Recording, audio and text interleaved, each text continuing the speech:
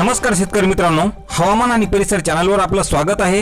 उद्या 19 मार्च रोजी विदर्भ आणि त्यालगतच मराठवाड्यातील काही जिल्ह्यात मध्यम तर काही ठिकाणी वादळी वाऱ्यासह जोरदार पावसाचा इशारा आणि गारपीट होईल असा इशारा हवामान खात्याने वर्तवलेला आहे।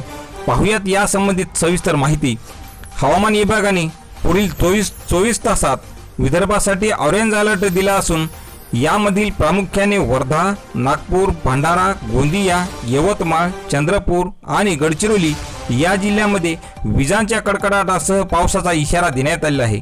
तसेच काही ठिकाणी गारपीट देखील होईल असा अंदाज वर्तवलेला असून मंगळवारी 19 मार्च रोजी अमरावती, भंडारा, नागपूर आणि वर्धा जिल्ह्यात मेघगर्जना व विजांच्या कडकडाटासह अवकाळी पाऊस आणि गारा पडण्याची शक्यता वर्तवलेली आहे। तसेच 19 मार्च रोजी या सर्व जिल्ह्याला ऑरेंज अलर्ट दिला असून मराठवाड्यातही 19 मार्च रोजी तुरळक ठिकाणी वादळी वाऱ्यासह अवकाळी पावसाचा अंदाज असून उर्वरित महाराष्ट्रात अंशतः ढगाळ हवामान राहील। यामुळे शेतकरी बंधूंनी आपल्या पिकाची काळजी घ्यावी असे आवाहन कृषी विद्यापीठाकडून करण्यात आलेले आहे। तर शेतकरी मित्रांनो, अशीच हवामानाची आपली प्रत्येक बातमी ऐकण्यासाठी आपल्या चॅनलला सबस्क्राईब करा। धन्यवाद।